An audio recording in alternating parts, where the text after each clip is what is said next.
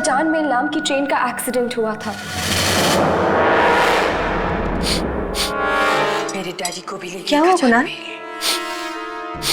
तबीयत तो ठीक है ना आपकी? तुम हमेशा अपशकुनों वाली बातें क्यों करती हो मुझसे? तबीयत पूछने में कैसे अपशकुन कुणाल? शायद मेरी आप यूं नाक चढ़ा के शू शू कर रहे हैं तो क्या पूछना फर्ज नहीं बनता मेरा?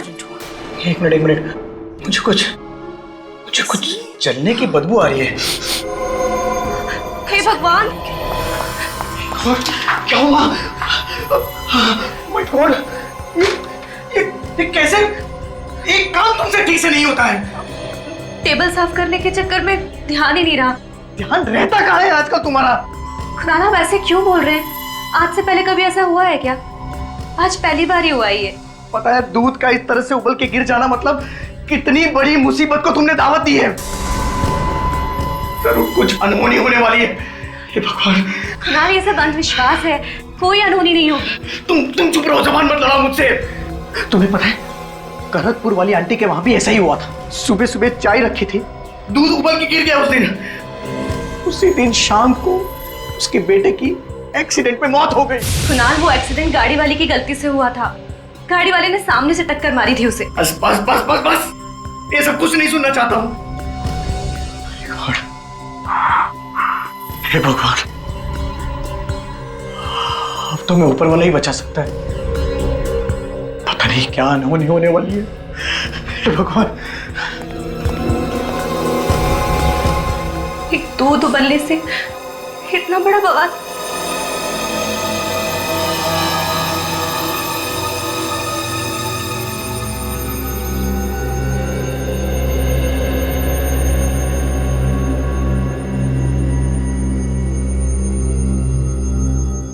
ठीक से संभाल के काम करना, कोई सामान ना टूट जाए। आपको बस सामान की पड़ी है ना कुणाल? इस घर में मैं भी रहती हूँ, मेरी कोई चिंता नहीं। तुम हर बात को उल्टे तरीके से क्यों समझती हो? हाँ?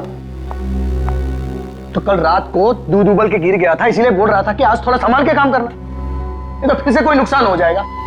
कौन सा नुकसान हुआ है कुणाल?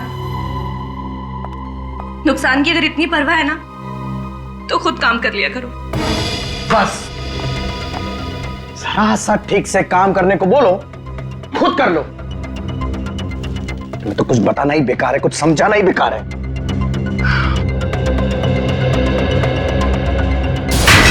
क्या हुआ? Oh my God! ये क्या कर दिया तुमने? ये बोल रहा था, मैं तुम्हें बोल रहा था कि संभाल के काम करो। मैंने कुछ नहीं किया कुणाल, मैंने बस हाथ लगाया और ये गिर गया। क्या हो रहा है ये सब? दो अनहोनी हो गई है इस घर में। अब तबाही इस घर में आकर ही रहेगी। अनहोनी को अब कोई नहीं रोक सकता।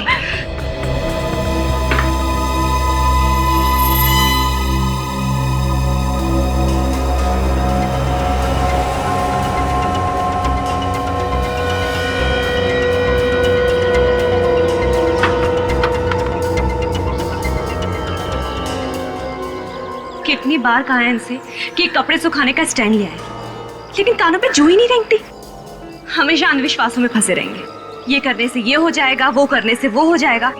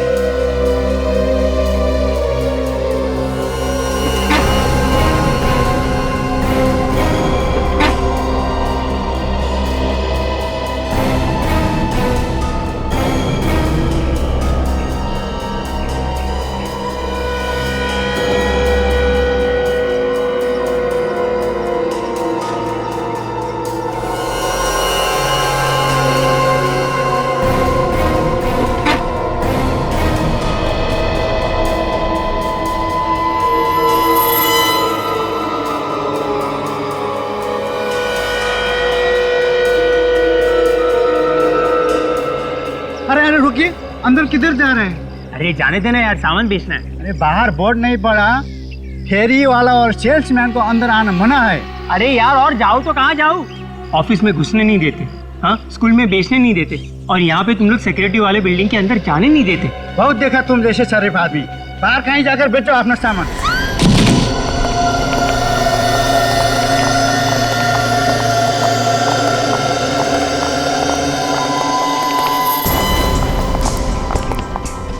हटिए हटिए। अरे किसके पास फोन है? किसके पास? जल्दी एम्बुलेंस को फोन लगाइए, हॉस्पिटल लेके जाना पड़ेगा ना। पता नहीं साहब कैसे गिरी। कोई फायदा नहीं है एम्बुलेंस बुलाने का, ये तो मर चुकी है। किसी ने इसके हस्बैंड को बुलाया है क्या? सुना सुना सुना सुना सुना, जिसका डर था वही हुआ, हो गई ना रोनी।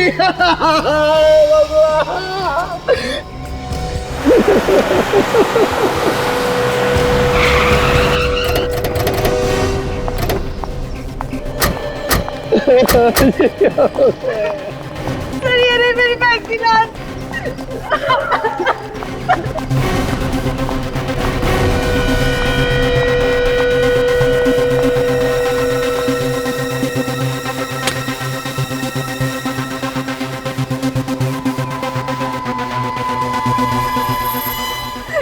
सर मेरी बहन का खून हुआ, उसकी मौत अपने आप नहीं हुई है।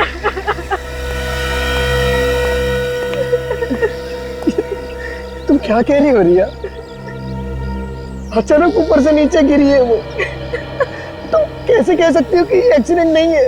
ये तो सीआईडी को ही पता लगाने दो कि वो गिरी है या गिरी गई है। सर ये नादान है सर। बहन की मौत के गम में कुछ भी बोली जा रही है सर। हाँ समझ सकते हैं, बहन की मौत का धक्का लगा है। तुम्हें धक्का नहीं लगा? सर मैं तो लूट गया सर, इसके बगैर अब मैं कैसे जिंदा रहूंगा सर? वैसे सुधा ऊपर से गिरी कैसे? सर बालकनी में कपड़े सुखा रही थी। बालकनी में कपड़े सुखा रही थी?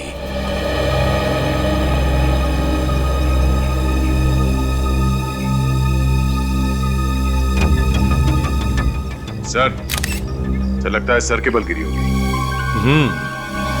पैर से फिसल के गिरती तो पैर टूट जाते हैं, झटके में आके गिर गई। मतलब सर जब ये नीचे गिरी, इसकी बॉडी को हवा में पलटने का मौका ही नहीं मिला होगा। 2-4 सेकंड में कैसे पलट जाएगी बॉडी? गिरते समय सिर नीचे ही था इसका। अभिजीत, मुझे तो लगता है सुधा को किसी ने धक्का दिया है बालकनी से।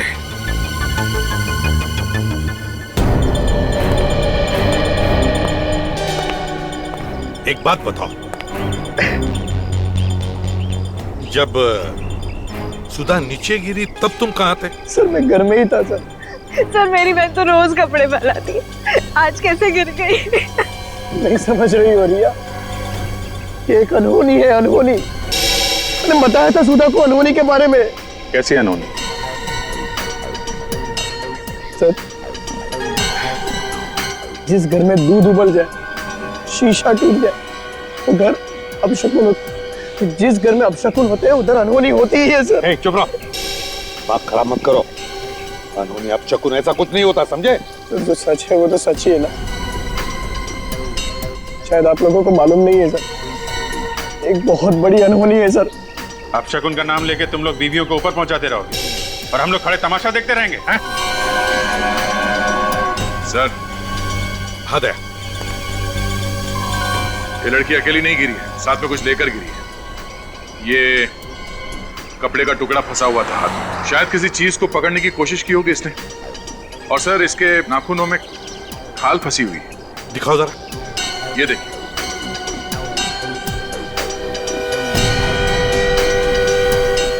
इसका मतलब है ऊपर वहां पर कोई तो था जरूर, कोई तो जरूर था वहां पे। तो फिर उसे खरोंच भी आई होगी।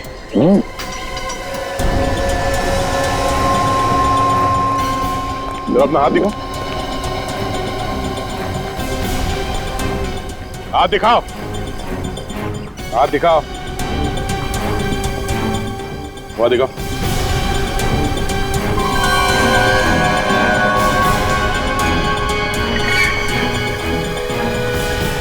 क्या ये?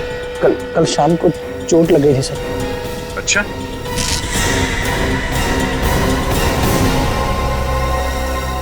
चोट लगी थी या अपनी बीवी के नाखून लगे थे? ऊपर से धक्का दे दिया उसे। मैं अपनी बीवी को क्यों मारूंगा सर? सर उनके आपस में रोज झगड़े होते थे। आग में घी डालना बंद कर। सर पति पत्नी के झगड़े तो हर घर में होते हैं सर। इसका मतलब ये तो नहीं कि हर आदमी खून कर देगा। इसे पहचानते हो? सर ये तो सुधा दीदी के जैकेट का कपड़ा है। ये इसका नहीं है? नहीं सर। तुम्हारा नहीं है? अगर ये सुधा दीदी के जैकेट का टुकड़ा है कपड़े का, तो फिर वो उसी के हाथ में कहां से आया? कैसे आया सुधा के हाथ में? क्यों? सर मुझे नहीं पता है सर। हाँ विक, सर वो जैकेट इन कपड़ों में नहीं है। ओह, जैकेट कपड़ों में नहीं है सर। शायद ऊपर कहीं फंस गई हो। अगर ऊपर फंस गई है तो चलो ऊपर चल के इनका घर भी देखते हैं, और वो बालकनी जहां से बेचारी सुधा नीचे गिर गई।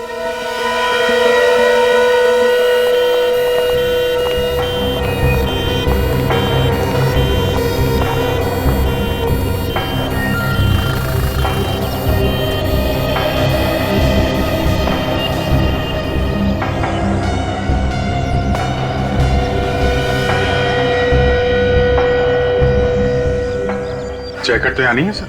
सिर्फ कुणाल ने छुपाया होगा। देखते हैं।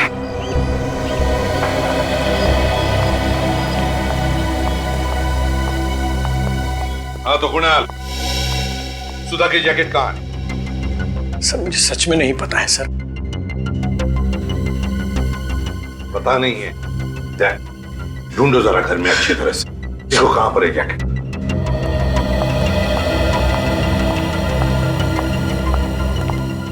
तुम्हें पता कैसे चला सुधा नीचे गिर गई है? सर वॉचमैन ने फोन करके बताया था सर। वॉचमैन ने? Yes sir. वॉचमैन इधर आओ। जी साहब। तुमने सुधा मैडम को नीचे गिरते हुए देखा? गिरते हुए नहीं देखा साहब, चीख सुनाई पड़ी, भाग के जाकर देखा तो गिरी पड़ी थी। उस समय बालकनी में कोई था? किसी को देखा तुमने? ये कुणाल साहब? नहीं साहब, मैंने किसी को नहीं देखा। हाँ, कहीं भी नहीं सर वो जैकेट। जैकेट नहीं है? बड़ी अजीब बात है। बालकनी में भी जैकेट नहीं, घर के अंदर भी जैकेट नहीं, सुधा जहां पर गिर पड़ी है वहां पर भी नहीं, बल्कि उस जैकेट का फटा हुआ टुकड़ा उसके हाथ में है। तो फिर ये जैकेट गई तो गई कहां? सर, हमने सुधा की लाश को फॉरेंसिक लैब में भेज दिया है, और उसके नाखूनों में जो खाल मिली थी उसका सैंपल भी भेज दिया सर।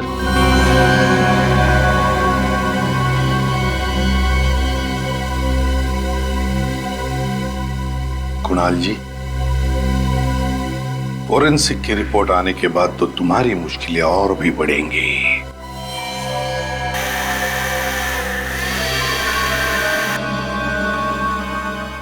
आवाज कैसी? साहब जी, पास वाले घर में फर्नीचर का काम चल रहा है। ओह, तो शायद इन काम करने वालों ने कुछ देखा हो। हाँ, देखते हैं।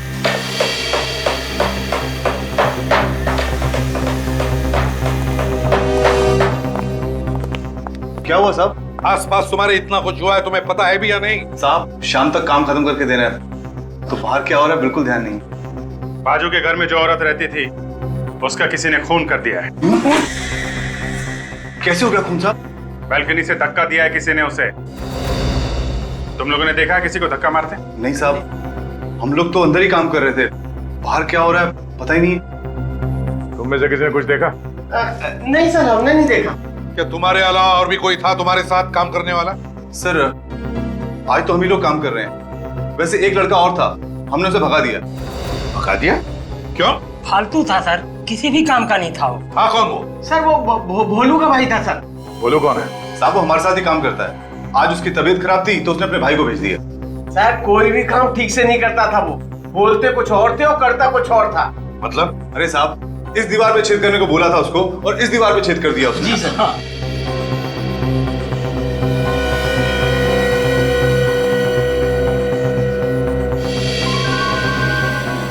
सर, ये देखिए सर। माय गॉड, यहां से तो सुधा का पूरा घर दिख रहा है। सर, सर ठीक इसी दीवार के पीछे हमारे घर में मिरर लगा हुआ था सर, और वो मिरर गिर गया था और अपशकुन हो गया था सर। बिल्कुल उस तरह मिरर लगा हुआ था, तो कहीं ऐसा तो नहीं कि किसी ने जानबूझकर ये अपशकुन किया है? हो सकता है सर, मौत को अनहोनी करने के लिए किया होगा। सर ऐसे क्यों देख रहे हो सर? सर मैं सच कह रहा हूं सर, मैं निर्दोष हूं सर, मैंने कुछ नहीं किया है सर, सच बोल रहा हूं सर। हो सकता है नहीं किया हो, किसी से करवाया हो। जो पता चल जाएगा। भोलू का एड्रेस देना हमें। होता है इस भोलू के भाई का स्केच बनवा लो। यार भोलू, कुछ काम धाम बता ना, खाली बैठे बैठे तंग आ गया हूँ यार। तू क्या काम करेगा? तुझे तो कुछ आता ही नहीं है यार। यार भोलू, वो जो तू लकड़ी का काम करता है उसी में मुझे अपने साथ रख ले। नहीं भैया नहीं, वो काम तुझसे नहीं होगा। लकड़ी के काम में बहुत बारीकी से काम करना पड़ता है। अगर मैं अभी भी सीखना चाहूँ तो सीख सकता हूँ ना। देखो भाई, वैसे तो सीखने की कोई उम्र होती नहीं है।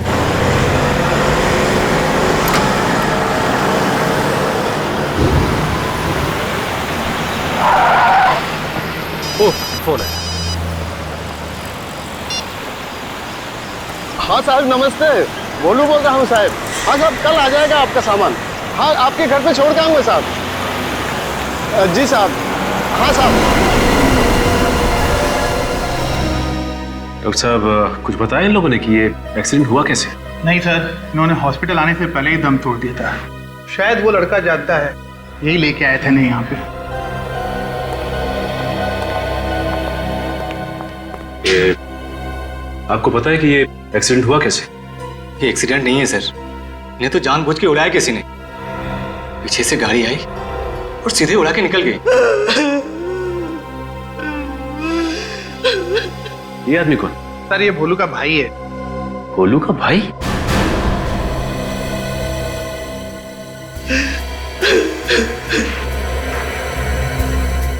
सर स्केच में तो कोई और ही है।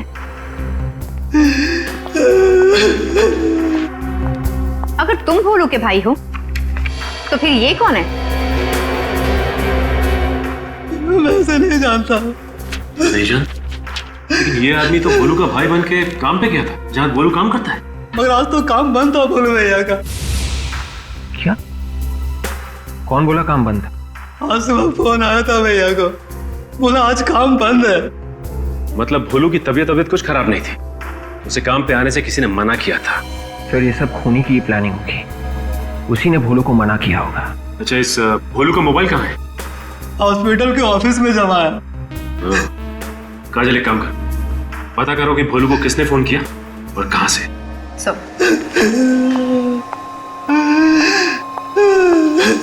मिस्टर कुणाल, इसे पहचानते हैं आप? नहीं सर, कौन है सर ये? शायद इसी आदमी ने तुम्हारी वाइफ सुधा का खून किया है।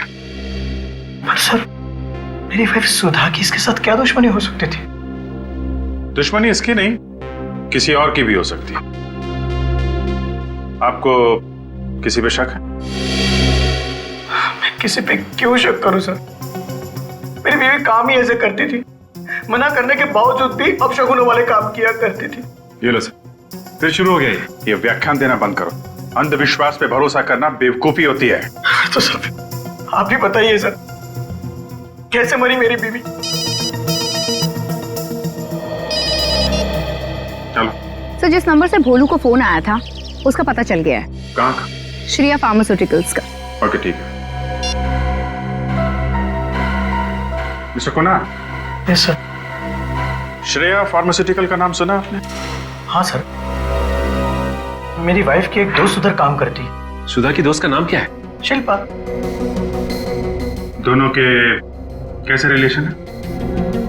वो सब तो मुझे सब पता नहीं है सर, पर दोनों अच्छी दोस्त थी। आखिरी बार कब मिले थे ये लोग? परसों सुधा उससे मिलने गई थी सर। मैं खुद उसे फार्मास्यूटिकल कंपनी में छोड़ने के लिए गया था। और परसों सुधा ने क्या कपड़े पहने हुए थे?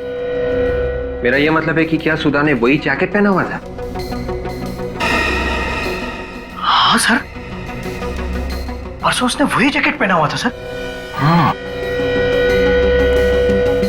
तो सुधा की मौत की वजह उस जैकेट में ही छुपी होगी। शिल्पा को अरेस्ट करो। सर मेरा ही नाम शिल्पा है। आप श्रेया फार्मास्यूटिकल कंपनी में काम करती? जी हाँ करती हूँ। सुधा परसों आपके साथ थी? थी, मगर बात क्या है? शिल्पा जी, आपकी दोस्त सुधा का खून हो गया है। खून? मगर कैसे? किसी ने धक्का दिया था उन्हें। धक्का? किसने? वही जानने आए हम लोग। अब मुझसे क्या जानना चाहते हैं? मुझे क्या मालूम? आपको सब कुछ मालूम है, क्योंकि सुधा के खून में आपका भी हाथ है। मेरा हाथ? लेकिन मैं क्यों मारूंगी उसे? जैकेट के लिए। तुमने जैकेट के लिए सुधा को मारा है।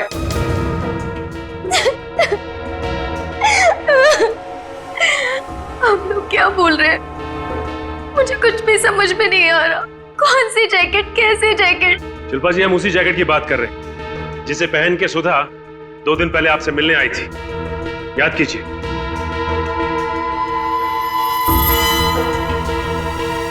जैकेट पहनकर तो आई थी, लेकिन मुझे उस जैकेट की क्या जरूरत है? मेरे पास तो बहुत सारी जैकेट है मेरे कबर्ड में। काजल, जरा इनका कबर्ड चेक करना। सर। अच्छा, वैसे सुधा उस दिन आपसे मिलने क्यों आई थी? हम साथ में शॉपिंग गए थे। कंपनी के अंदर या कंपनी के बाहर कोई ऐसी चीज हुई जिसे देख के आपको कुछ अजीब सा लगा? उस दिन हम थोड़ी देर के लिए कॉफी पीने बाहर गए और जब लौट के आके देखा तो कंपनी में ताला लग चुका था। तो इसमें ऐसी अजीब सी बात क्या है? हो सकता है ऑफिस बंद करने का टाइम हो गया। ऑफिस बंद करने का टाइम नहीं हुआ था। पूछा तो पता चला कि तलाशी हो रही। तलाशी क्यों हो रही? शायद कुछ चोरी हो गया था। वो जैकेट नहीं मिला। जब आप दोनों कॉफी पीने गए थे तो उस वक्त सुधा ने वो जैकेट पहन रखी थी? नहीं सर, जैकेट तो अंदर ही रखी थी ऑफिस में, चेयर पे। मतलब जब ऑफिस में चोरी हुई थी तो चोर ने वो चोरी का सामान निकालकर उस जैकेट में डाल दिया।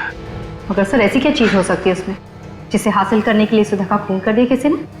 काजल, कुछ ना कुछ तो है जो बहुत इंपॉर्टेंट था और वो अभी उस जैकेट में छुपा हुआ है।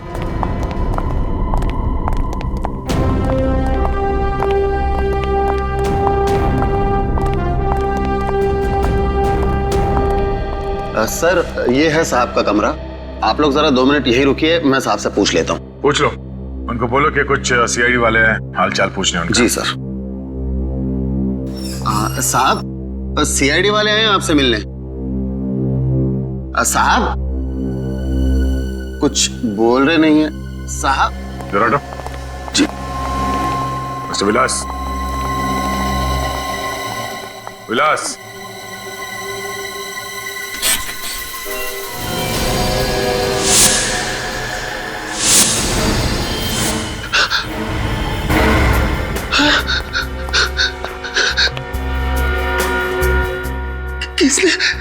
किसने मार डाला मेरे साहब को?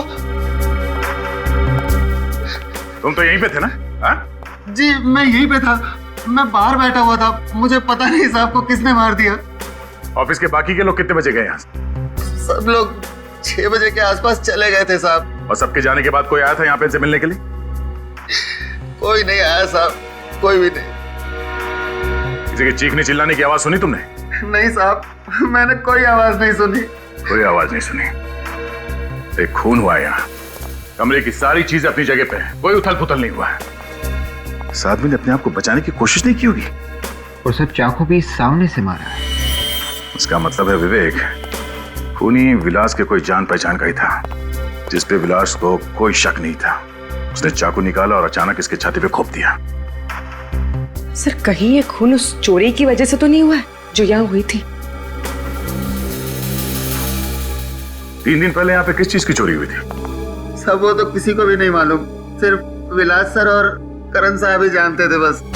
करण साहब, ये करण कौन है? इस कंपनी के दूसरे मालिक है वो। हाँ साहब, उस दिन इन दोनों के बीच में झगड़ा भी हुआ था किसी बात को लेकर। झगड़ा हुआ था? जी।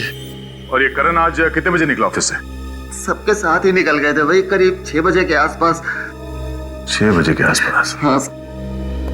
ऐसी कौन सी चीज है जिसकी चोरी की बात इन दोनों ने किसी को नहीं बताई, और फिर दोनों के बीच में झगड़ा हुआ, और फिर आज ये विलास का खून?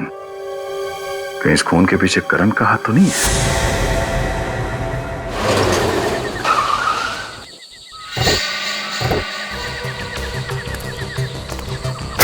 लगता है घर में कोई नहीं है, चारों तरफ अंधेरा है।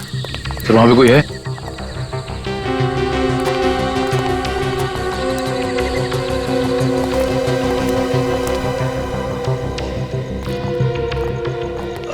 आप लोग करण सर से मिलने हैं? हाँ, तुम कौन हो? मैं हर्ष, उनका असिस्टेंट। तो तुम भी श्रेया फार्मास्यूटिकल में काम करते हो? जी। तो फिर यहाँ बाहर क्यों खड़े? मुझे करण सर का फोन आया था, उन्हें मुझसे मिलना है। इनफैक्ट मैं तो पुणे निकल गया था, बीच रास्ते से मुझे वापस आना पड़ा, लेकिन यहाँ पर आकर देखा तो सर मुझे बुला के पता नहीं कहाँ चले गए। घर बंद है। अच्छा, कब से खड़े हो यहाँ पे? अभी अभी आऊंगा। तो कहाँ गए होंगे, कुछ अंदाजा है? सॉरी। मोबाइल फोन तो होगा ना उनका? जी। प्लीज। वैसे कुछ फायदा नहीं फोन करके, मोबाइल बंद है उनका। मैं कई बार ट्राई करके देख चुका हूँ। ठीक है, थैंक यू।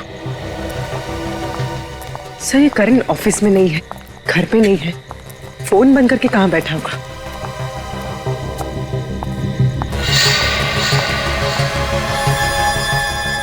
अगर ये पुणे से 60-70 किलोमीटर गाड़ी चला के लाया है तो गाड़ी गर्म होनी चाहिए थी, मगर कार का बॉनेट तो ठंडा है। झूठ बोल रहा है, मामला कुछ और ही है। सर, इस करण का फोन बंद आ रहा है। ठीक है, कोई बात नहीं, फिर कभी आके मिल लेंगे। चलो बैठो।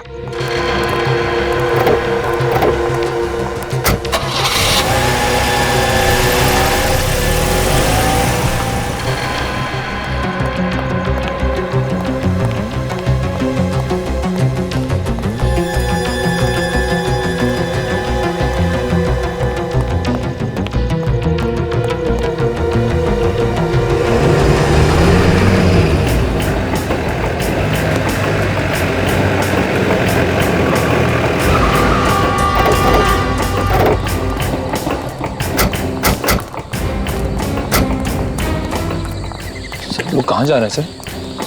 फिर तुम्हें मेरी तरह बनना है तो हालात और मौका देके मुंह खुला करो।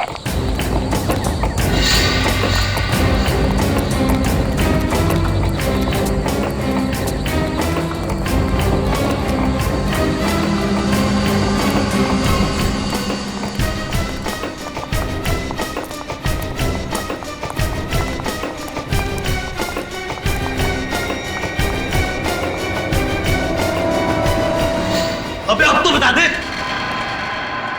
तुझे जिंदा जाने की नहीं जाना यहां से? पूरा घर खंगाल लिया मैंने, लेकिन तेरा वो फॉर्मूला मिलता ही नहीं। सुन, मैं और इंतजार नहीं कर सकता। वो फॉर्मूला दिखने भी नहीं वाला तुम लोगों को, चाहे तुम लोग कुछ भी कर लो। सुनत, रस्सी जल गई मगर बल नहीं गया अभी तक। इसने मरने की सोच ही ली है, तुम मार ही देते हैं ना इसे।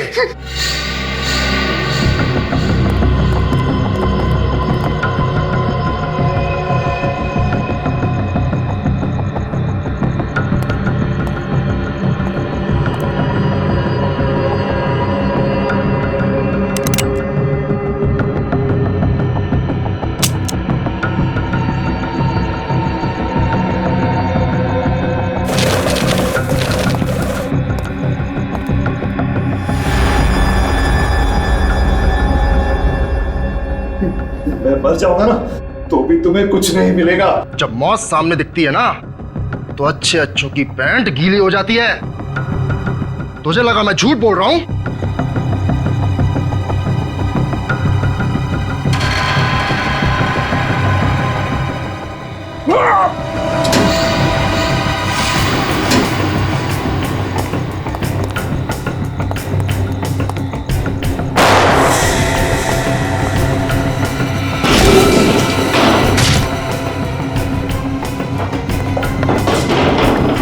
सीआईडी।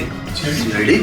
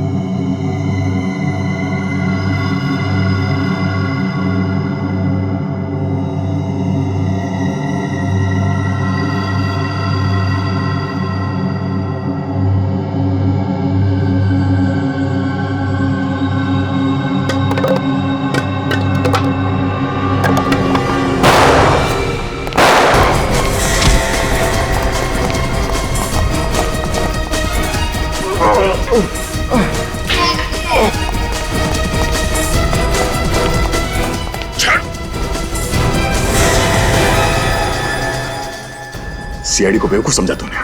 सर इन लोगों को छोड़ना मत। सर ये लोग लाखों लोगों की जान लेना चाहते हैं।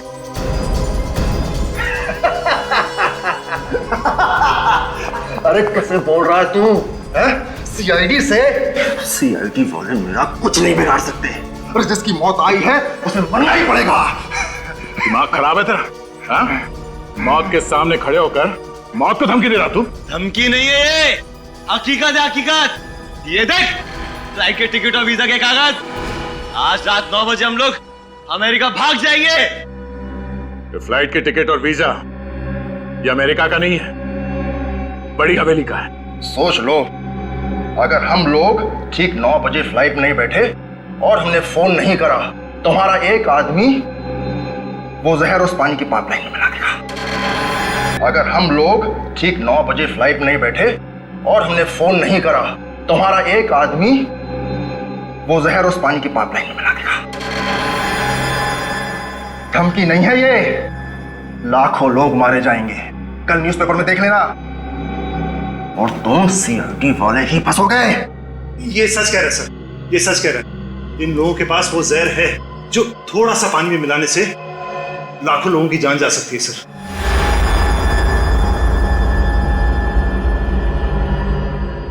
मगर सर ऐसा कोई जहर बना ही नहीं है। ये गलती मुझसे ही हो गई थी, मैंने ही वो जहर बनाया सर। मगर तुमने वो जहर बनाया क्यों? सर बनाना तो नहीं चाहता था मगर बन गया। लेकिन उसके बाद मैंने वो जहर डिस्ट्रॉय करने की बहुत कोशिश की, लेकिन विलास ने मुझे रोक दिया। विलास ने क्यों रोका आपको? सर क्योंकि विलास चाहता था कि हम उस जहर पर और रिसर्च करें। वो चाहता था कि उसे और मात्रा में बनाकर हम मार्केट में उतारें, लेकिन मैंने ऐसा करने से मना कर दिया सर। तो फिर वो जहर इनके पास पहुंचा कैसे? सर ये लोगों ने वो जहर हमारे लैब से चुराया। ये राम कहानी बंद करो और हमें एयरपोर्ट छोड़ने का इंतजाम करो। 7:15 बज चुके हैं। अब लोगों को बचाने के लिए तुम्हारे पास सिर्फ 45 मिनट ही बाकी हैं। तू यहाँ क्या खड़ा है? जा, फॉर्मूला लेकर आ।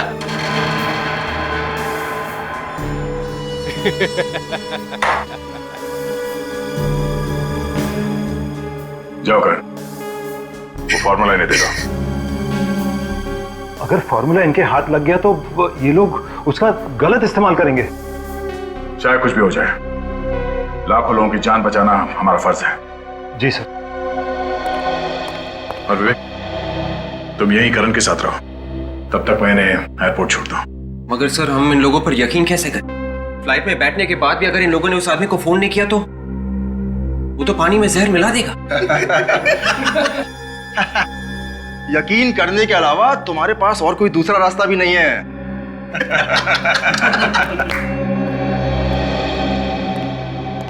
सर वो फॉर्मूला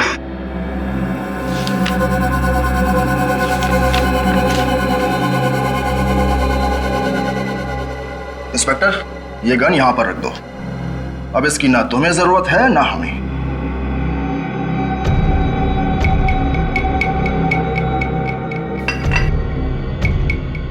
अपनी गन भी रख दो इंस्पेक्टर।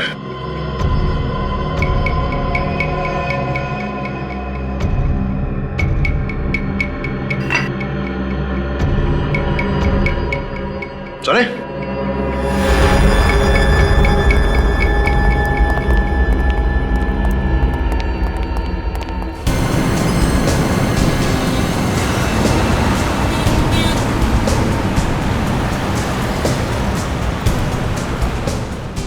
ये तू कहाँ ले जा रहा है?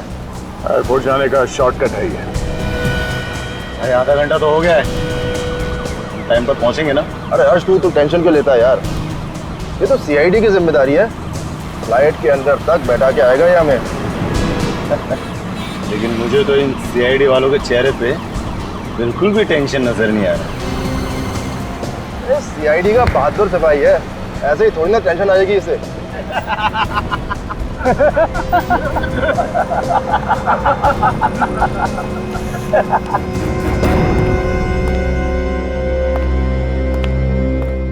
करण जी, आपने उस आदमी को देखा है जो पानी में जहर मिलाने वाला है? नहीं सर। फिर आपने ऐसा क्यों कहा कि ऐसा एक आदमी है? क्योंकि उपेंद्र ने फोन पे एक आदमी को कहा था तैयार रहना। कितने बजे? यही कोई 6:45 बजे। कितनी देर बात की थी? लगभग 15 सेकंड।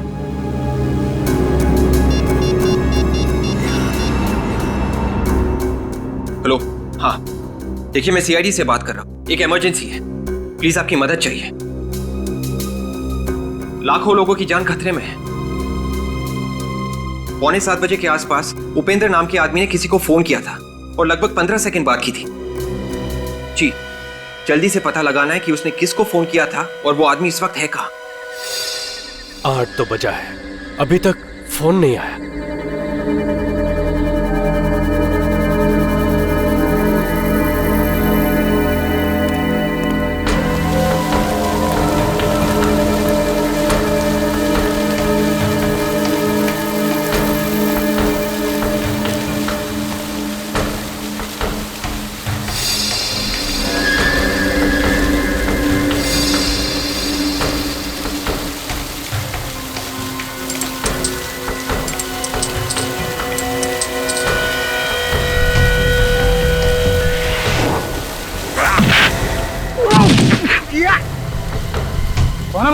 फरिश्ते। अरे फरिश्ते तो लोगों को ऊपर लेकर जाते हैं, तू तो आज खुद मौत के मुंह में फंस गया।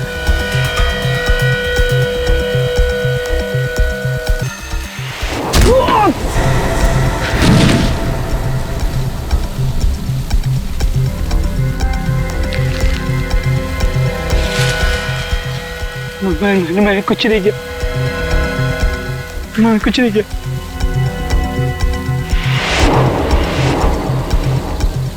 जहर मिलाएगा? हाँ? चल।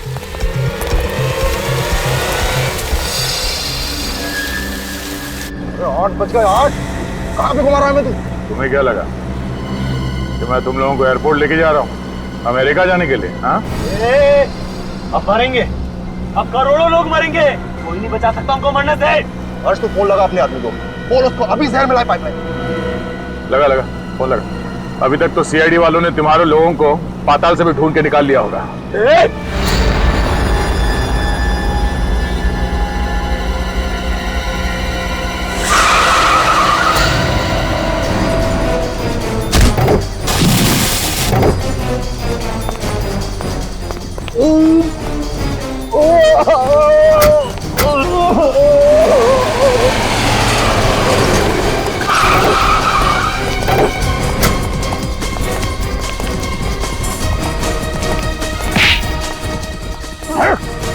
लाखों लोगों को मारेगा तू, लाखों लोगों की जान लेगा तू।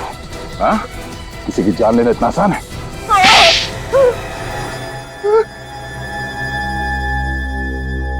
हाँ, मैं हूं सर, मैंने ही धक्का दिया था सुधा को। क्यों धक्का क्यों दिया सुधा को? सर उसकी जैकेट में जहर वाली बोतल छुपी थी सर। वो मुझे नहीं मिल रही थी, इसलिए। वो जहर वाली बोतल सुधा की जैकेट में किसने छुपाई थी? अर्श ने छुपाई थी सर। सर जैसे मैंने वहां से बोतल चुराई, वहां बवाल बच गया सर। अरे अब तो बता दो किसने किया ये? आज तक तो इस कंपनी में कभी चोरी नहीं हुई, अब ये भी शुरू हो गया यहाँ पे। अभी बता देगा तो बच जाएगा, नहीं तो नौकरी जाएगी उसकी। You please start the checking. सभी की तलाशी ली जाने लगी सर।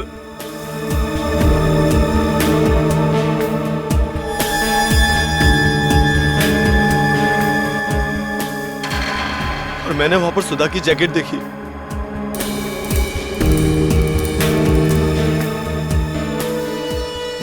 और मैंने वो बोतल सुधा की जैकेट में छुपा दी। और सब कुछ चेक होने के बाद मैंने वो बोतल निकालने की बहुत कोशिश की, पर मुझे मौका ही नहीं मिला और सुधा वहां से चली गई। फिर क्या किया तुम लोगों ने? मैंने सुधा के घर के चक्कर लगाने शुरू कर दिए। हमें किसी भी कीमत पे वो जहर की बोतल चाहिए थी। फिर मुझे पता चला कि सुधा का पति अंधविश्वासी है। और इसी बात का फायदा उठाया तुमने। भोलू को फोन करके बोला कि काम पे मत आओ, और उसका भाई बन के वहां पास वाले फ्लैट में गए काम करने। हाँ? और सुधा के घर में शीशा गिरा दिया। फिर तुम सुधा के घर गए जहां बालकनी में वो कपड़े फैला रही थी। हाँ, उसने वो जैकेट धो दी थी। वो जैकेट को टंगी हुई देखकर मैं बहुत परेशान हो गया। मैंने उस जैकेट को लोने की कोशिश की, तभी सुधा ने मुझे देख लिया। और उसी खींचातानी में तुमने सुधा को धक्का दे दिया। हाँ सर। और विलास को क्यों मारा? विलास को हमारे बारे में सब कुछ पता चल गया था। उसने धमकी दी कि वो सीआईडी को सब कुछ बता देगा, इसलिए उसे भी मारना पड़ा। गुनहगारों को भगवान तो क्या, कोई भी माफ नहीं करता। दो बेगुनाह लोगों की जान ली है, कम से कम फांसी होगी। फांसी।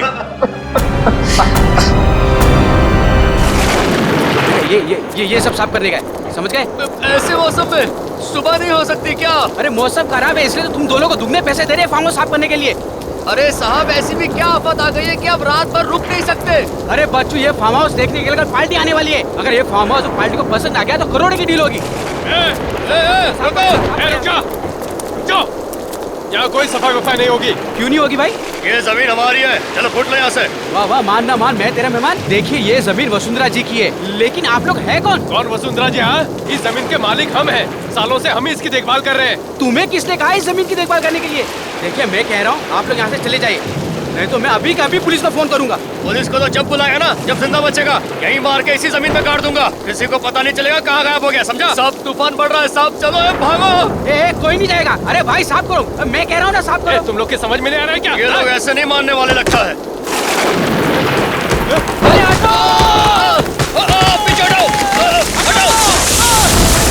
ये नारियल का झाड़ कितने सालों तक खड़ा रहता है, ये गिरा कैसे? अरे ये क्या है? ये कैसे हो गया?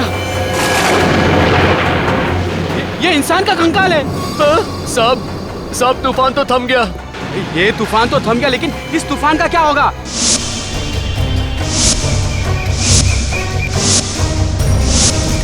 अगर ऐसे हर प्रॉपर्टी में से कंकाल निकलता रहा तो मेरा प्रॉपर्टी का धंधा ही चौपट हो जाएगा। अगर मुझे पता होता है कि इस प्लॉट में से कंकाल निकलने वाला है तो मैं इस प्लॉट पे कदम ही नहीं रखता।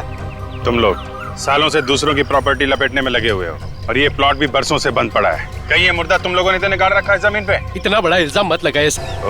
तो जमीन में मुर्दे गाड़ने की आदत पड़ गई इन लोगों। और किन किन लोगों को गाड़ रखा है यहाँ पे? हमने कोई मुर्दा नहीं गाड़ा है साहब, हम सच कह रहे हैं। साहब हमें जाने दीजिए साहब, इस खून से हमारा कोई लेना देना नहीं है। दूसरों की जमीन हड़पना भी एक गुनाह है। चुपचाप खड़े रहो यहाँ पे। हाँ सचिन, कुछ पता चला? ये किसी आदमी का कंकाल है। आदमी का है? हाँ सर, कंकाल की घड़ी 9:30 बजे पे अटकी हुई है। 9:30 बजे? इसका मतलब इस आदमी की मौत सुबह 9:30 बजे या रात को 9:30 बजे हुई है। हो सकता है इस आदमी का खून फार्म हाउस के अंदर हुआ और उसके बाद यहाँ पे लाके इसे गाड़ दिया गया। हो सकता है। सियोक, ये फार्म हाउस कब से बंद पड़ा है? यही कोई 20 से 25 साल। आजकल जमीन के भाव आसमान को छू रहे, तो उन्होंने सोचा कि अभी ये जमीन बेच दे। इसके लिए उन्होंने तुमको कांटेक्ट किया। तुम कोई पार्टी वगैरह लाओ और ये जमीन बिकवा दो। जी सर, ये मेरा कार्ड है। अगर आपको कोई जमीन खरीदनी या बेचनी हो तो सर मुझे याद कीजिएगा। पहले इस मुर्दे का हिसाब किताब कर ले। जी सर। ये देखिए सर, चेन का टुकड़ा और ये पेंडेंट मिला है इसके पास से।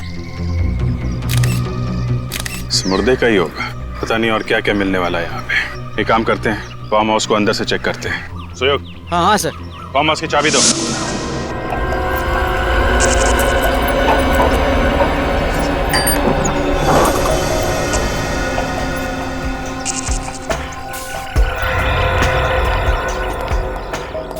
सर अगर ये खून बहुत साल पहले हो चुका है तो क्या अभी भी यहाँ कोई सुराग बचा हुआ होगा? अगर खून वाकई फार्म हाउस के अंदर हुआ है तो जरूर कुछ ना कुछ मिलेगा। कोई भी मर्डर परफेक्ट नहीं होता। अगर डिटेक्टिव की नजरें तेज हों तो सालों के बाद भी कोई ना कोई ऐसा सबूत मिल जाता है जिससे खूनी पकड़ा जाए।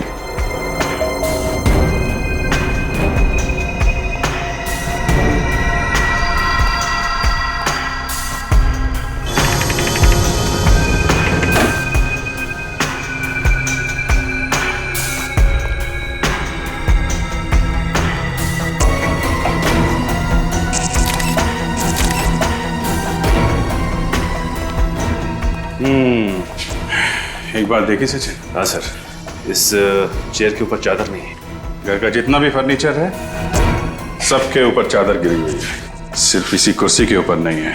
इसका मतलब घर का मालिक जब यहाँ से गया उसके बाद यहाँ पे कोई आया, उसने इसके ऊपर से चादर हटाई और शायद इसके ऊपर बैठा। मतलब यहाँ पे कुछ हुआ है। शायद उसी हादसे में ये चेयर गिरी है, तब से लेकर आज तक ऐसे ही पड़ी हुई है। शायद किसी का इंतजार कर रही है कि अपनी कहानी सुना सके।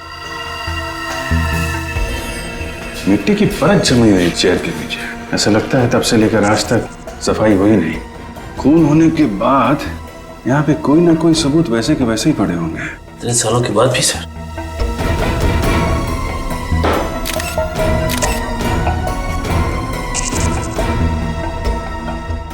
टूटी हुई चेन। चेन का टुकड़ा, कहीं उसी चेन का टुकड़ा तो नहीं जो चेन और पेंडेंट हमें कंकाल के हाथ में मिला था? ये उसी का बचा हुआ हिस्सा तो नहीं? ये क्या है?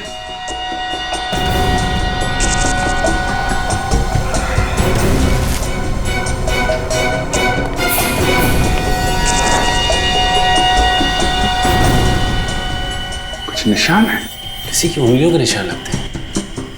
रेडी? एक काम करो, सब बाहर जाओ और इस पे टॉर्च मारो बाहर से।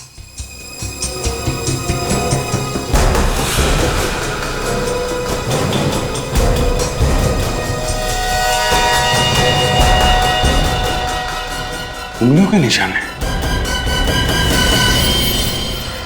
मगर ये उंगलियों के निशान यहाँ पे आए कैसे? क्या हुआ क्या यहाँ पे?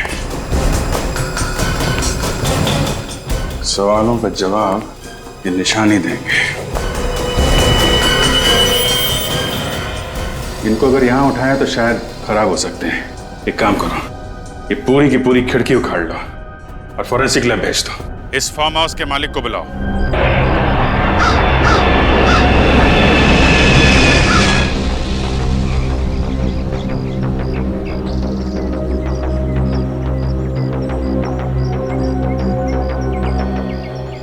वसुंधरा जी, फार्म हाउस आपका ही है ना? जी, ये मेरे हस्बैंड विक्रम और ये मेरे भाई रोहित। ये हो क्या रहा है आपके फार्म हाउस में? आपको मालूम है हमें यहाँ पे क्या मिला है? क्या मिला है सर? आपके ऑफिसर ने तो हमें कुछ बताया ही नहीं। इनके मुंह पे ताला लगा हुआ है। हाँ, इन्हें जरा चुप रहने की बीमारी है, पता ही नहीं चलता कि कब चुप रहेंगे और कब बोलने लगेंगे। वैसे अब तुम बोल सकते थे अभी।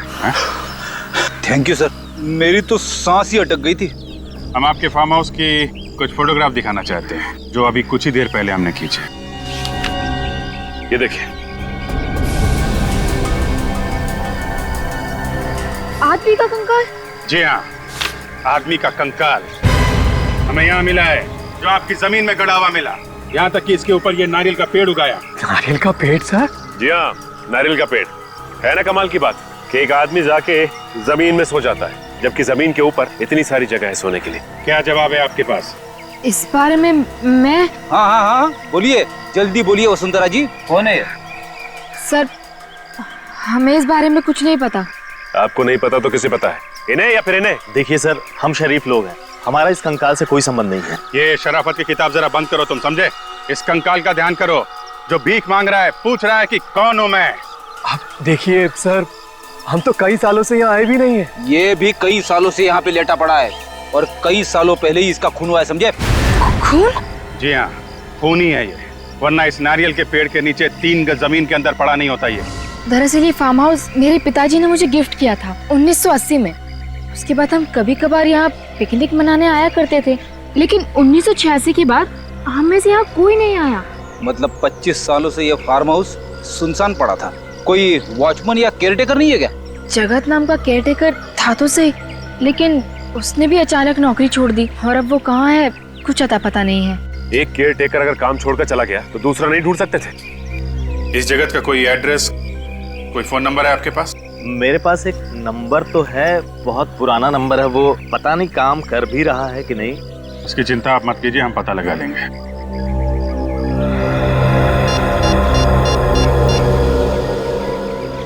थैंक्स। वसुंधरा जी, अभी आप लोग जा सकते हैं, लेकिन जब तक ये केस सॉल्व नहीं हो जाता आप लोग शहर छोड़ के नहीं जाएंगे। जी हाँ।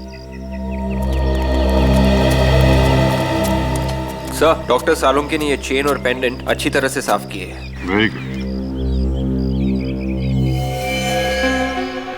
क्या लिखा है इस पेंडेंट के पीछे? तो डेट लिखी है 5/11/1965। सर, ये किसी की बर्थ डेट या फिर मैरिज की डेट हो सकती है। ये आगे क्या है? ये तो किसी भाषा का कोई अक्षर लगता है। स्पेशल ऑर्डर से ही बनवाया होगा। 5/11/1965। पता करते हैं आज से 46 साल पहले किसने बनवाया ये पेंडेंट और कहाँ बनवाया था।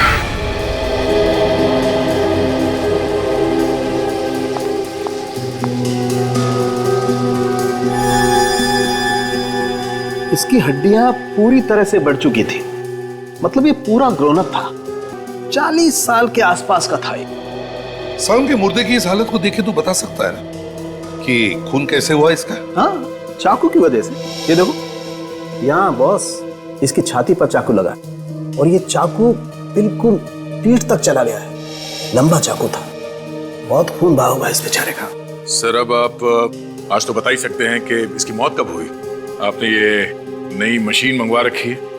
हाँ दया, इसकी हड्डियों की कार्बन डेटिंग करनी पड़ेगी। बहुत ही खास किस्म का स्पेक्ट्रोमीटर है। और सालों के मुर्दे के डीएनए का भी पता चल सकता है। हाँ बॉस, मुर्दे के डीएनए के भी पता चल सकता है और मुर्दा मरा कब ये भी पता चल सकता है। अभिजीत, तो ट्रे देना। या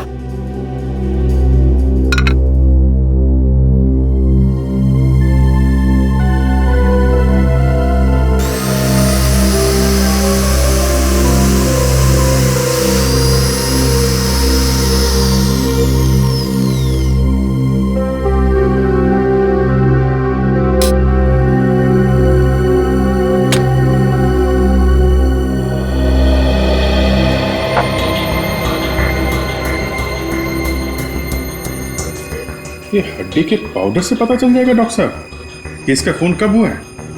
देखते जाओ तो।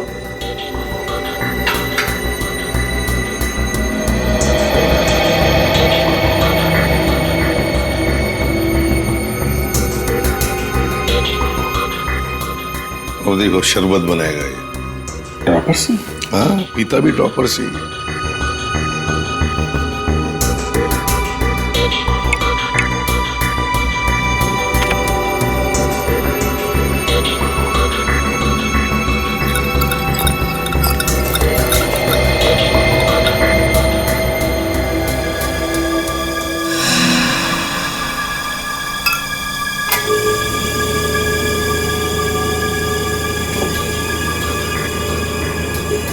अब ये मशीन कैलकुलेट करके बता देगी कि इस आदमी के शरीर में कितना कार्बन है और उससे पता चल जाएगा कि इसकी मौत को कितना वक्त हो गया।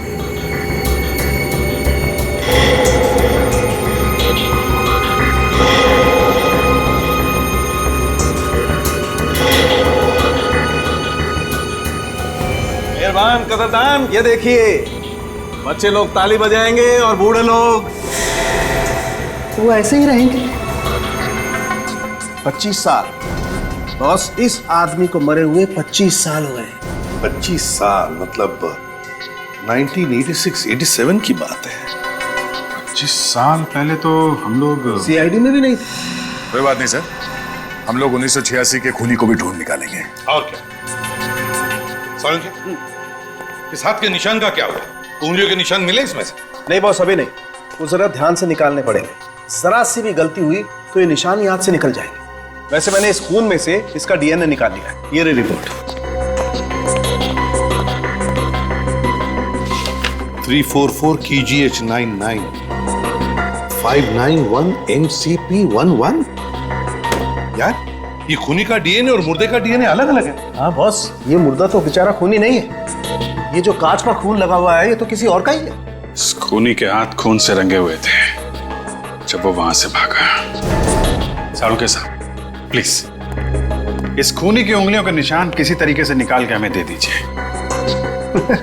अरे सर, बस यही एक सहारा है ना। अब आया ना ऊंट पहाड़ के नीचे, तारिका जी से पूछो ना।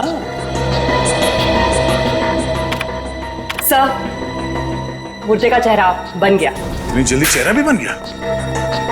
अरे वाह।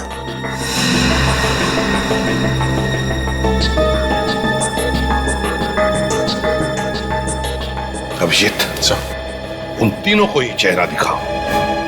देखो पहचानते हैं क्या? ऐसा कभी हो सकता है क्या सर? हो सकता है नहीं, हो गया है। विश्वास ही नहीं हो रहा कि किसी कंकाल को देखकर किसी का चेहरा बनाया जा सकता है। अंग्रेजी फिल्मों में होते हुए देखा था। इंडिया में भी ऐसे चमत्कार होते हैं रोहित जी। मुजरिमों को पकड़ने का साइंस काफी आगे बढ़ चुका है। खून करके कोई आसानी से छूटने वाला नहीं है, समझे? ये फोटो देखिए ध्यान से। पहले कभी देखा है क्या इसे?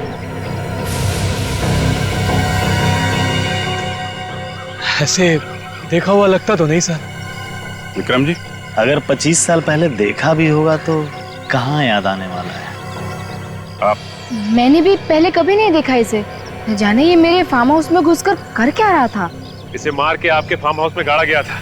कोई ना कोई तो संबंध जरूर होगा आप लोगों का। नहीं नहीं सर, हम इसे नहीं जानते। शायद कोई बाहर का आदमी लगता है। क्या है ना, फार्म हाउस सुनसान पड़ा था, मौके का फायदा उठाकर अंदर घुस आया होगा। ऐसा लगता है क्या आपको? एक बार पता चल जाए कि आदमी है कौन, फिर मिलते हैं आप लोगों से। आप लोगों ने बहुत देर कर दी आने में। मेरे पति जगत की मौत तो 25 साल पहले हो चुकी है। 25 साल हो गए मौत को? कब मौत हुई इनकी? 12 फरवरी 1987 को। कैसे? एक्सीडेंट हुआ था। सड़क पर चलते चलते किसी ट्रक ने टक्कर मार दी थी। एक ट्रक ने टक्कर मार दी? जी हाँ। पर आप सब लोग 25 साल बाद उन्हें क्यों ढूंढ रहे हैं? क्या कोई पैसे दे रहे थे क्या? पैसे की कोई बात नहीं है। दरअसल हमें कुछ पूछना है। पूछताछ किस बारे में? क्वींस रोड पे जो फार्म हाउस है 69 नंबर का, आपके पति जगत वहीं पे केयर टेकर थे ना? हाँ, पर आप ये सब क्यों पूछ रहे हैं? एक्चुअली उस फार्म हाउस में हमें एक कंकाल मिला है। कंकाल? जी हाँ, एक आदमी का कंकाल। पर उसका जगत से क्या लेना देना? देखिए माई जी, हमें ऐसा लगता है कि जगत का उस कंकाल से कुछ लेना देना था। जगत तो अब इस दुनिया में नहीं है। सच बोलने में कुछ बुराई नहीं है। आप कुछ कहना चाहती है?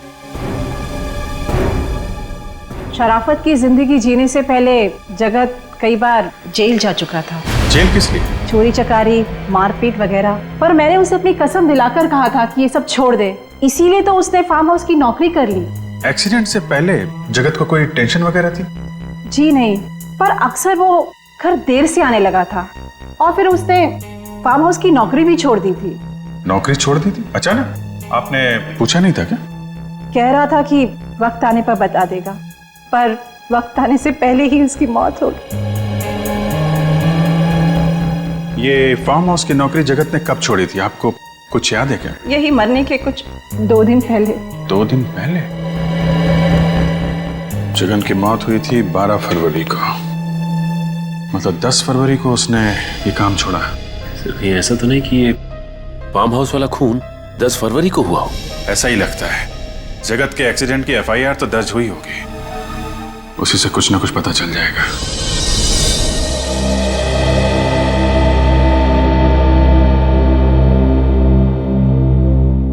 मुझे बहुत गुस्सा आ रहा है सर। गुस्सा क्यों आ रहा है तुम्हें? ये जगत ही था जो हमें खूनी तक पहुंचा सकता था, मगर ये खुद ऊपर वाले के पास पहुंच गया है। अब हमें खूनी तक कौन लेके जाएगा सर? बड़ा टेंशन है सर। ये बात तो है फ्रेडी। दया जगत की मौत 12 फरवरी 1987 को हुई, खून होने के 2 दिन बाद में। इससे एक बात तो साफ है सर कि वो कंकाल जगत का नहीं था। दया अगर मान लिया कि वो कंकाल जगत का नहीं है, फिर भी उस कांच के ऊपर जो उंगलियों के निशान मिले हैं, मुझे तो लगता है वो जगत के ही होंगे।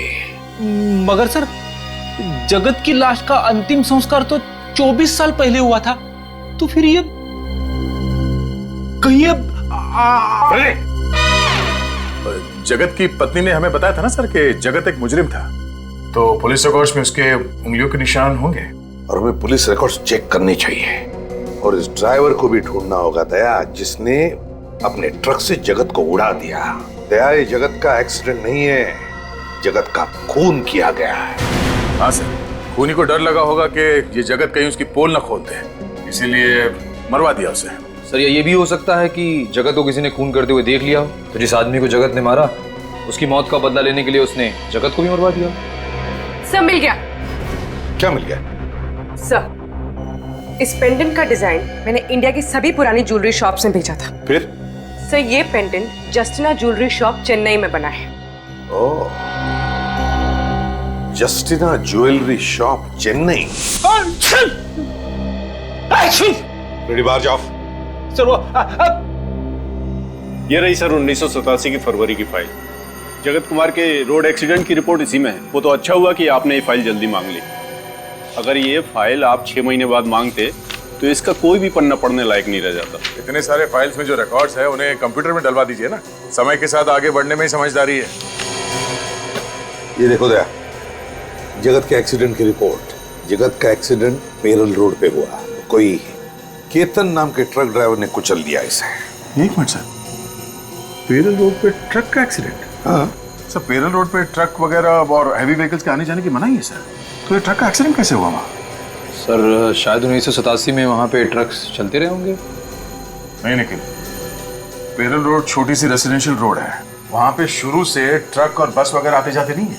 तो इसका मतलब है दया, हमारा शक सही है, ये जगत का एक्सीडेंट नहीं हुआ है, जगत का खून किया गया।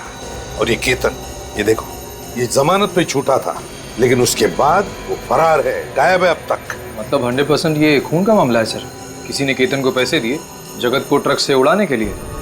हाँ, पता लगाना पड़ेगा दया, इस ट्रक का मालिक है कौन।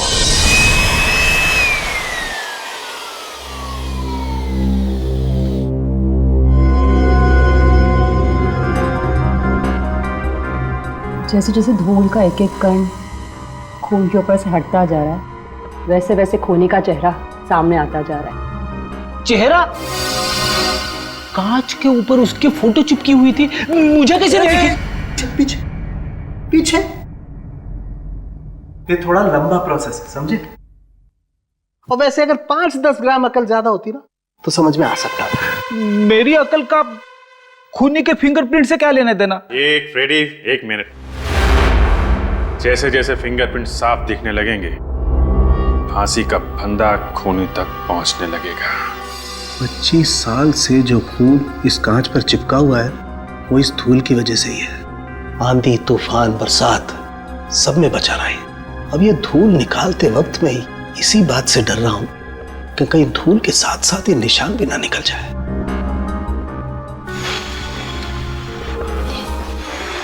हाँ, साड़ू साहब, इतने प्यार से तो आपने अपनी गर्लफ्रेंड के कान में भी नहीं फूंक मारी होगी।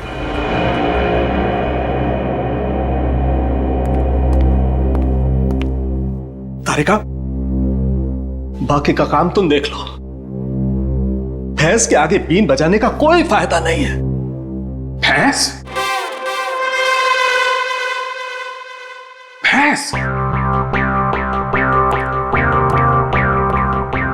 भैंस? तुम्हें तो नहीं बोला? हाँ?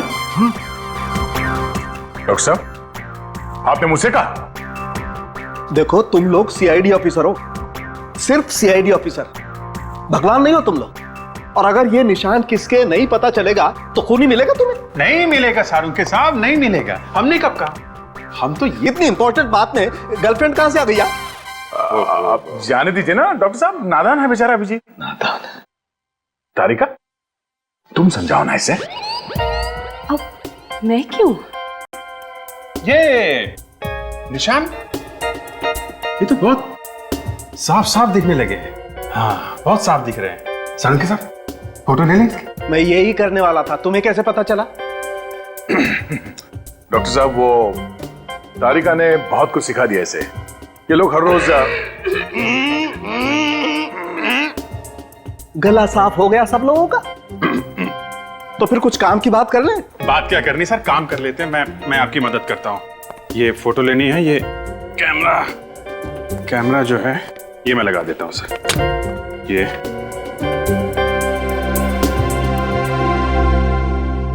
फोटो तो ले लो सर।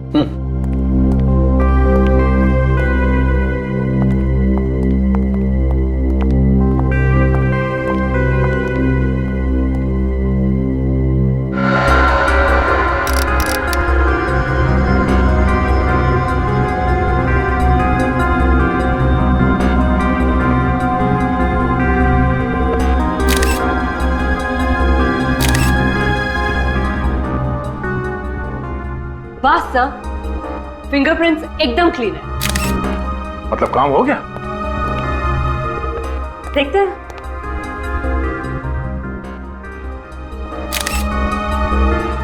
ये जितने भी फिंगरप्रिंट्स आए हैं, इन सबको एक साथ मिला के देखें तो हमारे पास एक अच्छा प्रिंट तैयार हो जाएगा।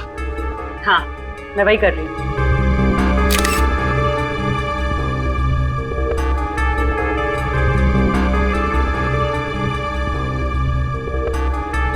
हो गया सर, फर्स्ट क्लास।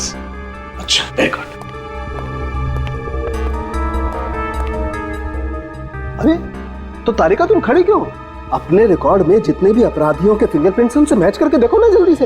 एक मिनट सारुंखे साहब, एक मिनट। काम आराम से करना चाहिए। तारिका जी, आपको कुछ मिला? हाँ, मैच हो गया है। ये उंगलियों के निशान जगत के हैं। अरे हाँ बॉस, ये उंगलियों के निशान तो जगत के ही हैं। मतलब ये खून जगत ने किया? ये अच्छा हुआ, केस खत्म हो गया। जगत ने खून किया, जगत मर चुका है। हम घर चलते हैं। बाय बाय सारुंखे साहब। रेडी? जल्दी घर जाएगा तो भाभी मारेगी। सर, ये बीच में भाभी कहां से आ गई सर? क्योंकि केस अभी तक सॉल्व नहीं हुआ है। अभी तक पता नहीं चला है कि जगत ने किसका खून किया।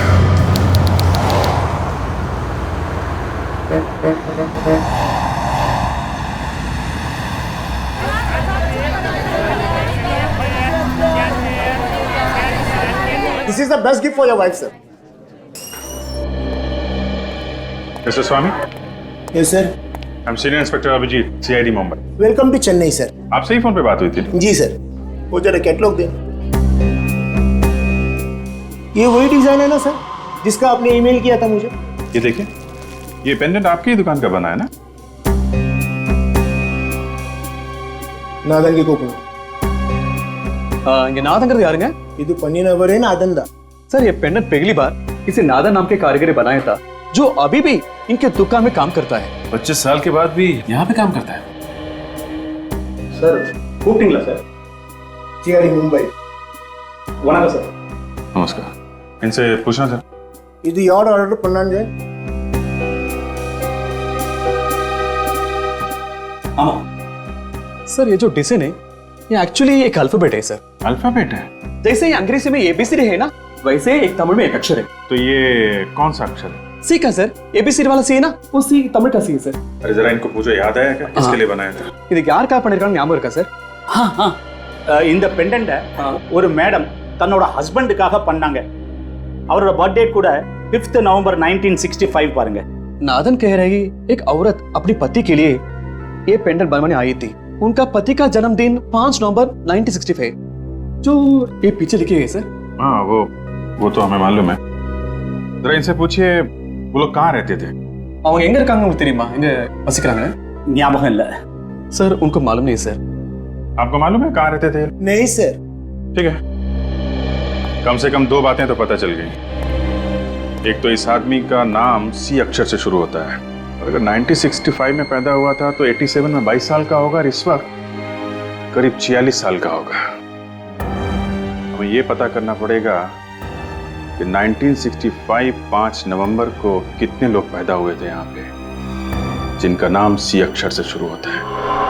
हेलो पापा, कहाँ हैं आप? जी आप जल्दी से ऑफिस आ जाइए। पापा यहाँ बहुत प्रॉब्लम हो गई है। सीआईडी वाले आए हैं और किसी केतन नाम के ड्राइवर के बारे में पूछ रहे हैं। और कितनी देर लगेगी? जी वो पास में ही है। अच्छा, क्या कहा उन्होंने जब उन्होंने केतन का नाम सुना? सर उस आदमी को मैं कैसे भूल सकता हूँ? मेरी ही थाली में खाया और उसी में छेद भी किया, और कोई छोटा मोटा छेद नहीं, इतना बड़ा गड्ढा कर दिया कि आज तक मैं अदालत के चक्कर काट रहा हूँ। अदालत के चक्कर? जी हाँ। सन 1987 में केतन की ट्रक चलाने की लापरवाही की वजह से जगत नाम का एक आदमी मारा गया। केतन पे तरस खाकर मैंने उसकी जेल से जमानत करवाई, फिर उसने मुझे ही चूना लगाया और भाग गया, और आज तक वापस नहीं आया। हमें शक है कि जगत की मौत एक एक्सीडेंट नहीं था, केतन ने जानबूझकर ट्रक के नीचे कुचल दिया। पर वो ऐसा क्यों करेगा? अब इस क्यों का जवाब तो एक ऐसे कंकाल से जुड़ा हुआ है जिसका खून 10 फरवरी 1987 को हुआ था, यानी कि केतन के एक्सीडेंट करने के ठीक 2 रात पहले उसी एक्सीडेंट में ये जगत भी मारा गया था। और ये जगत एक फार्म हाउस का केयरटेकर है, और उसी फार्म हाउस में हमें एक कंकाल मिला है। हे भगवान, केतन ने मुझे कौन सी नई मुसीबत में फंसा दिया। केतन के भाग जाने के बाद कभी कोई खबर सुनी उसकी? नहीं सर, बिल्कुल नहीं। जरा याद करने की कोशिश कीजिए, शायद उससे कोई मिलने आया हो। मिलने? हाँ याद आया, उसके भाग जाने के कुछ दिनों बाद एक आदमी उसे मिलने आया था। कौन था वो? नाम वगैरह तो पता नहीं, बट वो दिखने में अमीर था। कोई और खास बात? नहीं, वो बैसाखी के सहारे चल रहा था। बैसाखी के सहारे चल रहा था? उसके पैर में या घुटने में चोट आई थी। वो कह रहा था उसका एक्सीडेंट हुआ है, पर उसके शरीर पे कहीं पे भी कोई खरोच नहीं था। एक अमीर आदमी जो बैसाखी के सहारे चल रहा है, एक ड्राइवर से मिलने आया है, पर क्यों? सर हम लोग सेंसस हर साल अपडेट करते हैं, आखिरी अपडेट हुआ था 2011 में। फिर तो हमें इस सी अक्षर वाले का लेटेस्ट एड्रेस और नंबर भी मिल जाएगा। ये बात तो तय है कि ये आदमी, इसने पेंडेंट चेन्नई में बनवाया और फिर यहाँ से मुंबई गया, उस फार्म हाउस में जहाँ पे उसका खून हुआ है। Okay okay, thank you mister Chinmay, thanks. Sir C अक्षर से जिनका भी नाम शुरू होता है, जिनका जन्म 5 नवंबर 1965 को हुआ, उन सबसे पता कर लिया है। फरवरी 1987 को कोई भी मुंबई नहीं गया था सर। सबसे बात होगी? नहीं सर, एक चंदर है जिसका कोई नंबर ही नहीं है। चंदर, इस चंदर का तो 1986 के बाद कोई रिकॉर्ड ही नहीं। 1986 के बाद से? कहीं ये पेंडेंट इस चंदर का तो नहीं है। एक काम करते हैं, ये जो पुराना एड्रेस लिखा है चंदर का, यहाँ चलते हैं, देखते हैं वहां कुछ पता चलता है क्या।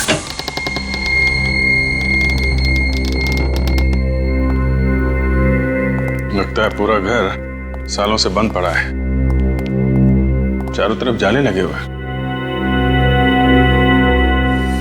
विश्वनाथ जी। हाँ सर। ये जो पड़ोसी खड़ा है ना? हाँ सर। उसको जरा लेके आइए। एक मिनट। वांगे भयपड़ा वांगे साहब, ये घर कितने सालों से बंद पड़ा है? इन्हें? आप जरा इनसे पूछिए कि चंदर को जानते हैं क्या? इस घर में किसी को आते जाते देखा है क्या? चंदर मुझे यार தெரியுமா? அப்புறம் இங்க யாராவது இருந்தாங்களா? இல்ல, இதுக்கு முன்னாடி யாரும் இங்க வந்தது கிடையாது. ரொம்ப வருஷமா இந்த வீடு பூட்டி தான் இருக்கு. முன்னாடி ஒரு பொண்ணு இருந்தா, திடீர்னு அவளும் காணாம போயிட்டா. क्या क्या कह रहे हैं? सर ये कह रहे हैं कुछ सालों से तो यहाँ कोई भी नहीं आया। कुछ वक्त पहले एक औरत रहती थी जो एक दिन अचानक चली गई सर। सर कहीं ये औरत चंदर की वाइफ तो नहीं, जिसने वो पेंडेंट बनवाया था चंदर के लिए? हो सकता है। ये औरत अकेली रहती थी? அவங்க தனியா இருந்தாங்களா இல்ல யார் கூட தங்கி இருந்தாங்களா? முன்னாடி புருஷன் பொண்டாட்டி இருந்தாங்க, அப்புறம் அந்த பொண்ணு மட்டும் தனியா தான் இருந்தா. திடீர்னு புருஷன் செத்தான்னு நியூஸ் வந்ததுக்கு அப்புறம் அந்த பொண்ணும் திடீர்னு காணாம போயிட்டா. सर कह रहे हैं पहले पति पत्नी रहते थे, पति की मौत की खबर के बाद अचानक कहीं चले गए सर। चंदर की फोटो दिखा। இவர் தெரியுங்களா? இங்க பார்த்திருக்கீங்களா? நான் இதுக்கு முன்னாடி எங்கேயும் பார்த்தது கிடையாது सर। इनको मालूम नहीं सर। एक काम करते हैं, घर को अच्छी तरीके से चेक करते हैं।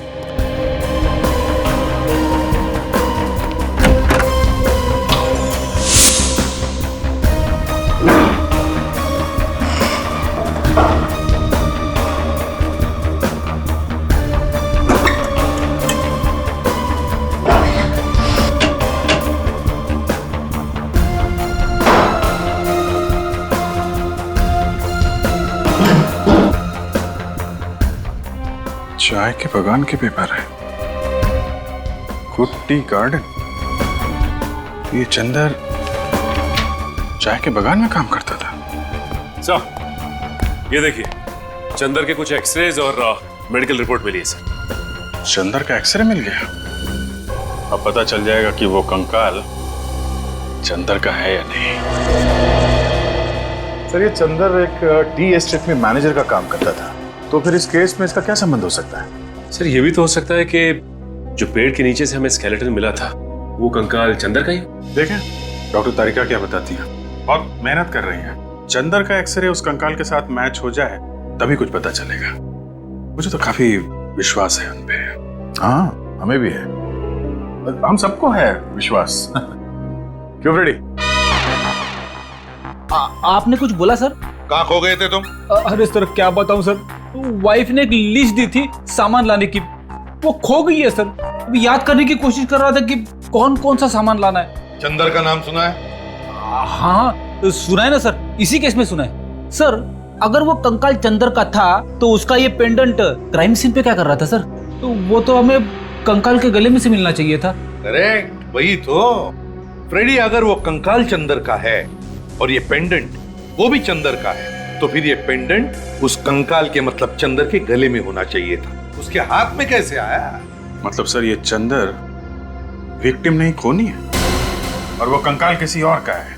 जिस किसी का भी है उसके साथ चंदर की हाथापाई हुई होगी, और उसी चीना झपटी में चंदर का पेंडेंट उस आदमी के हाथ में आ गया। इसीलिए तो ये पेंडेंट उस कंकाल के साथ पेड़ के नीचे मिला है। सर अगर चंदर ने ये खून किया है तो वो जरूर कहीं छुप के बैठा होगा। काफी सालों से फरार है सर ये। वो जो चंदर के डिटेल्स हमें मिले हैं, वो फाइल कहाँ पर है? समय लाता हूँ फाइल। हाँ सर, फाइल। अभिजीत, एक बात नोट की तुमने? ये देखो, इन डिटेल्स के मुताबिक चंदर का ये फोटो 25 साल पुराना होना चाहिए।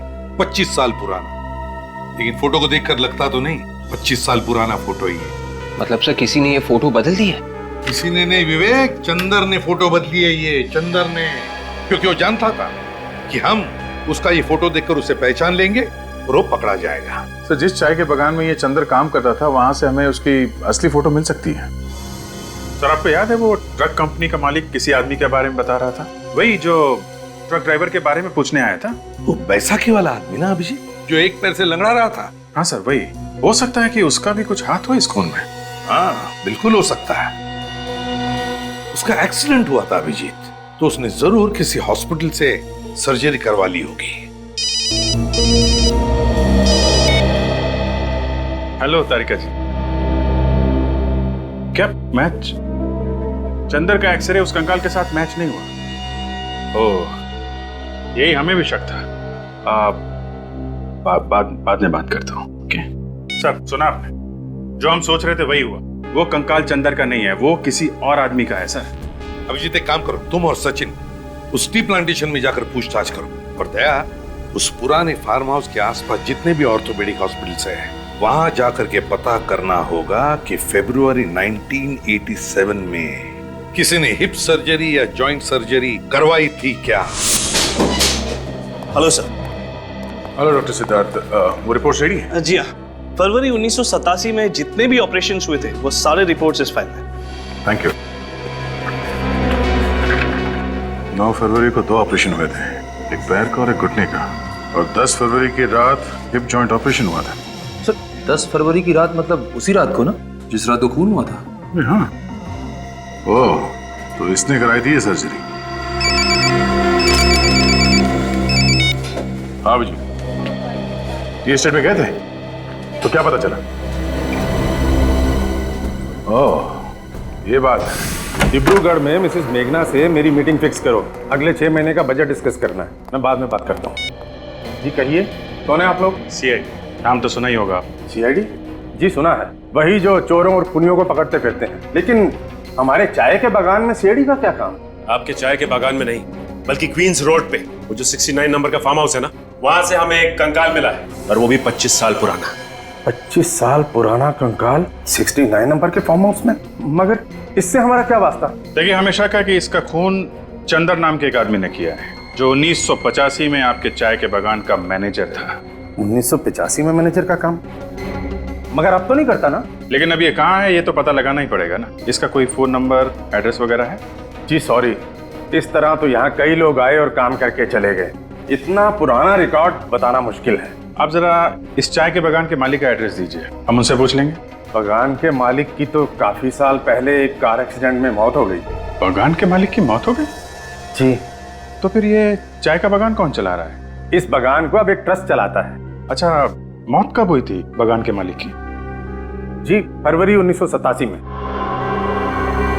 फरवरी 1987? जी सर, मुझे तो लगता है कि ये सारी मौतें एक दूसरे से जुड़ी हुई हैं। बागान के मालिक की कोई फोटो है आपके पास? जी देखता हूं मैं।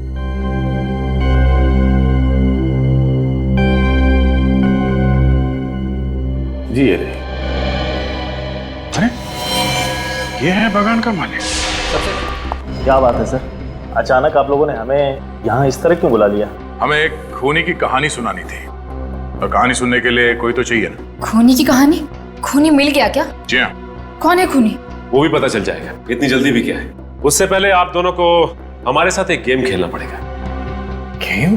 कैसा गेम? विवेक, इन लोगों को गेम के रूल समझा दो जरा। Yes sir. देखिए, गेम बहुत ही सिंपल है। X-ray x-ray. सबसे पहले आप डॉक्टर साहब इन दोनों के ही एक्सरे निकालेंगे। हम दोनों के एक्सरे? जी हाँ। क्यों भाई? हम लोग एक्सरे देखकर खूनी का नाम बता देंगे, फिर खूनी दया सर की दवाई पिएगा। हमें दवाई भी पीनी पड़ेगी? जी हाँ, आप लोगों को मेरी दवाई पीनी पड़ेगी। वैसे मैं बता दूं आपको कि मेरी दवाई बहुत मीठी होती है।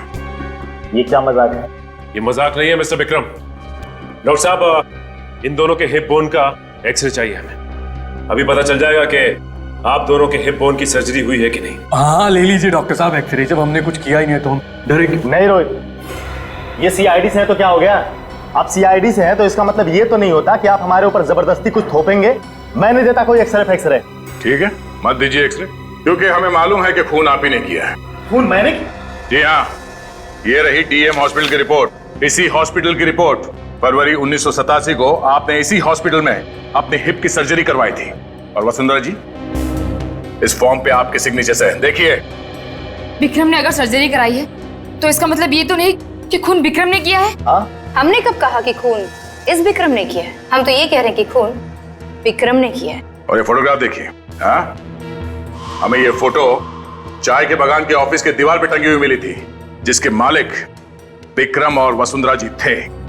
पर सर, ये आदमी कौन है? वही आदमी है जिसके कंकाल की फोटो हमने तुम लोगों को दिखाई थी। ये आदमी है कौन? ये असली विक्रम।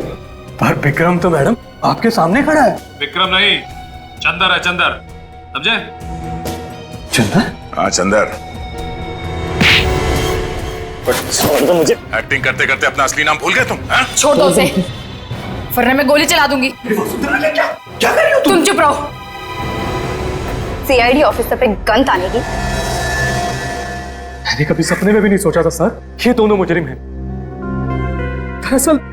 दरअसल मैंने कभी विक्रम को देखा ही नहीं था, इसीलिए इन लोगों ने मेरे साथ ये खेल खेला। बताओ, क्यों खेला तुम लोगों ने ये खेल? क्यों मारा विक्रम को? अगर हम विक्रम को नहीं मारते तो वो मुझे मार देता।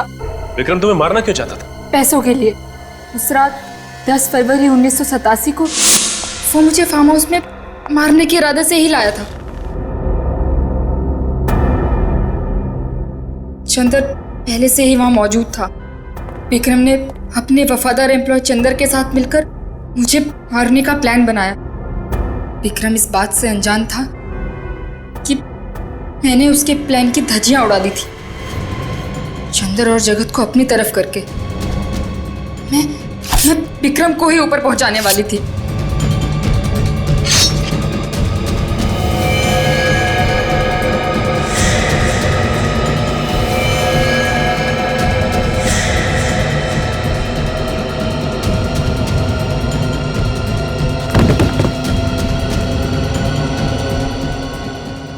विक्रम की लाश को जगत ने फार्म हाउस में ही गाड़ दिया और मैं चंदर को डीईएम हॉस्पिटल ले गई।